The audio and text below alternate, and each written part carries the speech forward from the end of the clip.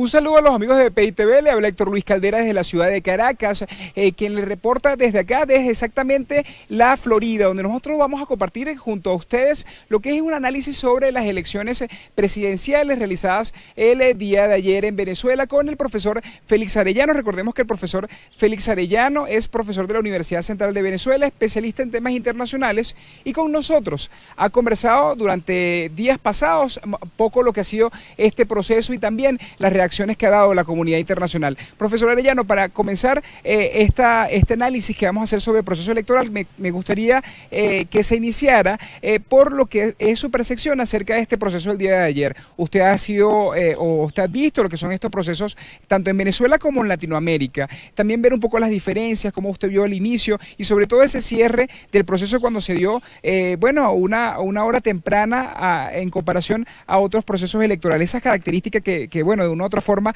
la comunidad internacional tomó para pronunciarse inmediatamente sobre este proceso. ¿Qué nos puede comentar? Bueno, indiscutiblemente creo que es uno de los procesos más inéditos del continente y me atrevería a decir que del mundo. Pocos procesos electorales, casi ninguno, han sido tan cuestionados. En Venezuela no existe precedente de una elección que haya sido tan cuestionada por toda la comunidad internacional. Lo primero que se cuestiona es el órgano que la convoca. Lo convoca un órgano que ha sido rechazado por la comunidad internacional, que se considera nulo, que es inconstitucional, como es la Asamblea Nacional Constituyente. Ella convocó a estas elecciones, violentando el calendario electoral, violentando las atribuciones del Consejo Nacional Electoral, que no se preocupa nunca que se las violenten, que nunca defiende sus atribuciones y que pareciera más un órgano del partido de gobierno que un órgano electoral independiente. Luego tenemos el hecho de que no existe observación internacional. Eso también es un elemento relativamente inédito, propio de los gobiernos autoritarios que juegan a procesos electorales falsos, que son más farsa que proceso transparente.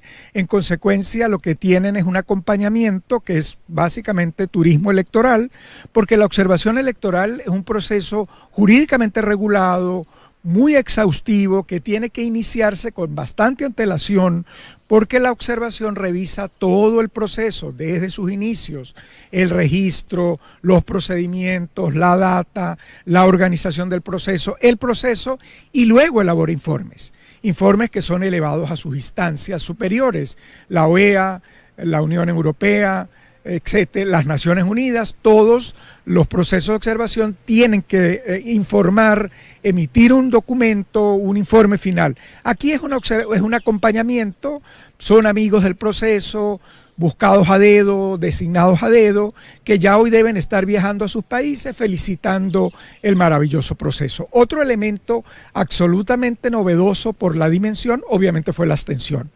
Yo creo, todo indica que fue mucho más alta que lo que ha reconocido el Consejo Nacional Electoral.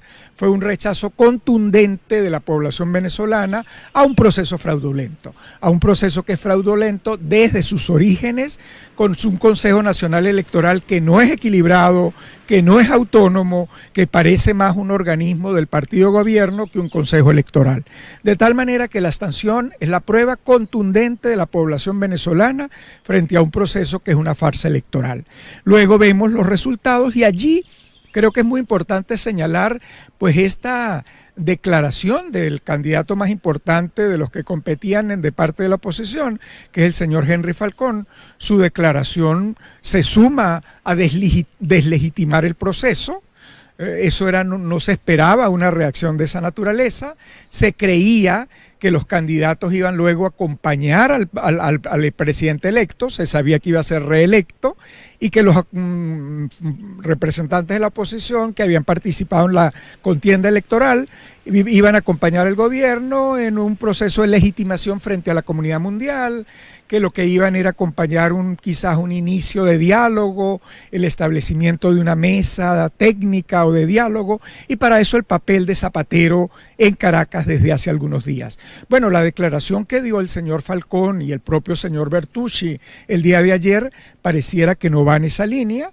Bueno, el señor Falcón ha cambiado mucho de posturas, no sorprendería que lo que dijo anoche no lo repitiera luego, pero en todo caso ya sentó pauta, ya señaló que él no reconocía el proceso, que además había estado cargado de abusos de violaciones, de ilícitos, lo que se suma a lo que toda la comunidad internacional había dicho. No olvidemos que el propio secretario general de la OEA, el señor ha dicho que no compartía este proceso y cuestionó al señor Falcón por haberse lanzado en el proceso electoral en detrimento de la unidad democrática.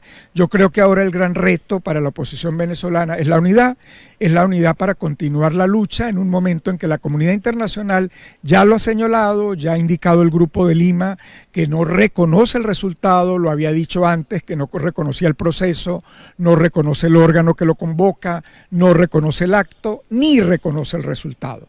Ya han señalado que empiezan las acciones diplomáticas, ya hay un llamado de los 14 embajadores de los países miembros del Grupo de Lima de regreso a sus capitales. Eso es una señal de protesta y estamos seguros que va a haber alguna reunión próxima del Grupo de Lima para evaluar medidas mayores. Seguramente también se va a reunir la Organización de Estados Americanos, particularmente el Consejo Permanente. No sorprende que muy pronto hayan declaraciones de Canadá, de los Estados Unidos, debería haber reunión de la Unión Europea y de nuevo se sumarían los 10 países europeos no miembros y Suiza. De tal manera que es una postura muy dura que se va a ir incrementando en acciones. De tal manera que lo que se avecina para este gobierno que se ha reelecto es una situación mucho más difícil en el escenario internacional. Profesor, ya tomando en cuenta, hay varios detalles que quisiéramos compartir de su exposición que acaba de hacer en este momento, pero quisiera rescatar parte de una, cuando usted habla exactamente del candidato Falcón, también hizo referencia al candidato Bertucci sobre lo que fueron sus posturas anoche.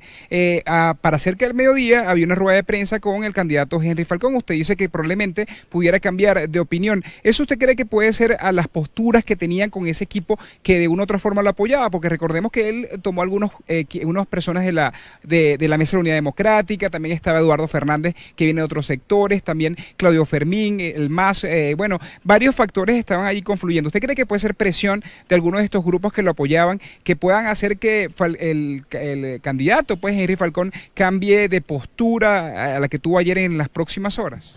Bueno, mira, en los antecedentes del señor Falcón hay elementos muy delicados de cambio de posturas con frecuencia, de tal manera que no sorprende un nuevo cambio de postura en este momento.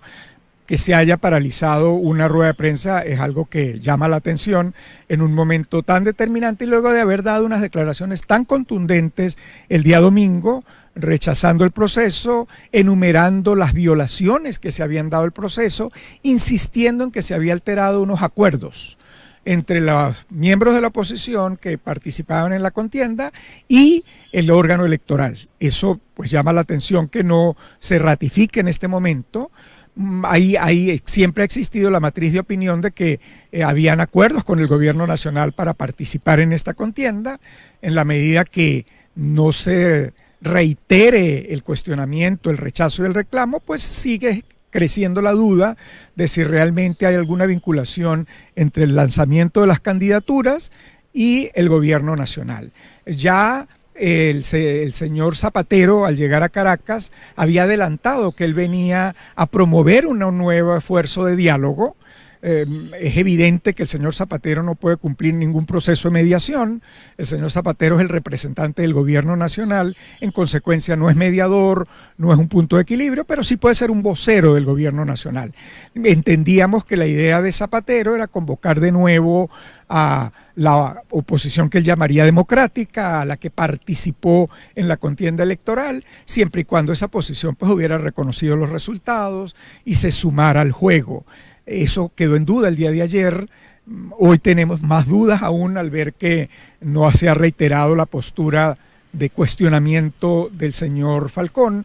Bueno, creo que esto le sumaría muy negativamente. Hoy Falcón pareciera ser un representante importante de la oposición que en efecto podría contribuir a un trabajo de la oposición unida al haber cuestionado la naturaleza y cómo funcionó el proceso electoral. Si cambiara de nuevo de posición, creo que confirmaría el cuestionamiento que existe sobre su persona. Profesor, también está hablando de las sanciones que se podrían agudizar. También me gustaría tocar ese tema antes de nosotros finalizar nuestra entrevista, debido a que hoy también se habla que probablemente en la tarde vengan inclusive algunas sanciones de algunos países como Estados Unidos, probablemente, inclusive hoy veamos respuestas de ese tipo, con sanciones ya definidas debido a lo que ellos indican, lo que ha sido un fraude electoral en Venezuela. ¿Cómo usted también va este tema de las sanciones, inclusive que se cree que se puedan dar ahorita? O sea, ¿cree que esa reacción también puede ser inmediata de la comunidad internacional? ¿Y cómo usted también afectaría esta estrategia también de la comunidad internacional? ¿Cómo usted también la está evaluando? ¿Cómo la vería? Bueno, ¿cómo va a actuar la comunidad internacional? Eso está absolutamente claro. Ahí no existen dudas. Desde que se creó el Grupo de Lima, sus orígenes, su acta fundacional establece que se ha creado el Grupo de Lima para restablecer la democracia en Venezuela y el respeto a los derechos humanos. Nada de eso se está logrando aún, así que el Grupo de Lima tiene mucho trabajo por delante y parte de ese trabajo es seguir luchando por el restablecimiento de la democracia. Su pasada reunión en México confirmaron que se reunirían después de los resultados electorales, ya acaban de publicar un comunicado en que rechazan los resultados y lo único que acaban de hacer de nuevo es una acción contundente de naturaleza diplomática al hacer un llamado a sus capitales de los embajadores en Caracas y al presentar cartas de protesta a todos los embajadores de Venezuela en las capitales de esos 14 países miembros del Grupo de Lima. Obviamente que esto se va a incrementar. Pero luego vienen las acciones que puede adoptar Estados Unidos, Canadá, la Unión Europea, los 10 países amigos de la Unión Europea, Suiza e incluso el papel que pueda jugar el Vaticano, que pareciera que empieza a jugar un papel activo frente a la urgente necesidad de un futuro diálogo realmente organizado y que va a ser un diálogo que tendría que manejarse en una mesa mucho más amplia con la presencia de la comunidad internacional. Indiscutiblemente van a venir medidas, acciones más duras, más contundentes, particularmente en el plano económico y comercial. Lo que hizo Colombia recientemente en materia económica es una prueba de las cosas que pueden venir ocurriendo. Las medidas que adoptó Panamá hace unas semanas atrás también son una prueba de las medidas que pueden venir por delante, de tal manera que la tiene cada vez más difícil el gobierno en el contexto internacional, sobre todo en el plano financiero.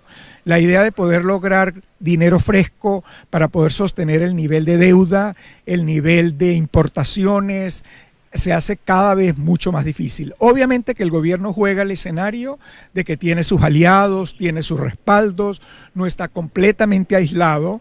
Ya observamos que han venido felicitaciones muy importantes de Cuba, Nicaragua, Bolivia, Rusia y una nota diplomática muy prudente de parte de China. Yo creo que toda la esperanza del gobierno está puesta en China, que tiene la capacidad, que tiene los recursos, que tiene músculo, que tiene fuerza, pero también estoy seguro que China no va a querer generar un desorden geopolítico, no va a querer alterar su expediente de prudencia en el contexto internacional y particularmente en América Latina. China tiene demasiados intereses en América Latina para echar todo bajo la borda por el caso venezolano.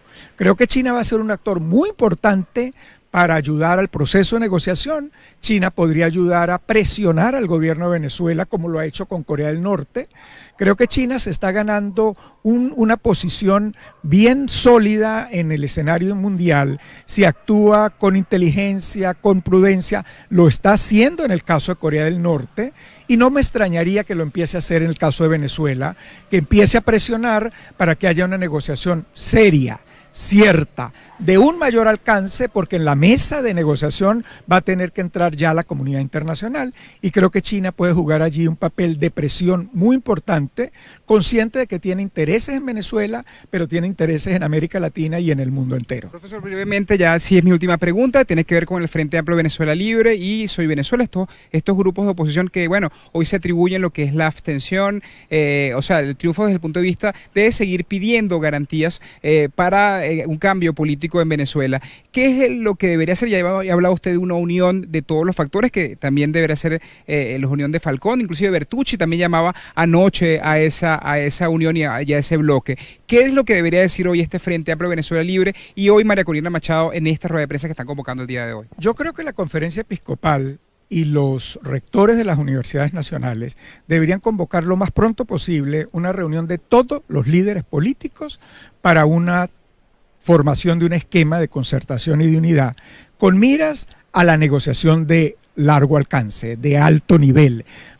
Tiene que venir una negociación en el mediano o corto plazo, y lo mejor es prepararse para ella, prepararse con toda la participación de los partidos políticos. En efecto, el señor Bertucci, el señor Falcón deberían estar allí, coordinados por el Frente Amplio, coordinados por la Conferencia Episcopal, por la Asociación de Rectores de las Universidades Nacionales, como factores de equilibrio, como factores de convocatoria, para construir un plan de trabajo, para construir una hoja de ruta para la unidad, para la concertación y para ir avanzando junto con la comunidad internacional en la conformación de un nuevo gobierno para Venezuela. Muchísimas gracias, profesor, muy amable, de verdad. Estábamos hablando con el profesor Félix Arellano, que nos ha dado un completo balance y un completo análisis sobre lo que ha sido este proceso electoral venezolano y sobre todo sobre lo que debería ser cada uno de estos factores y cómo está jugando esta comunidad internacional. Cabe destacar el papel de China dentro de este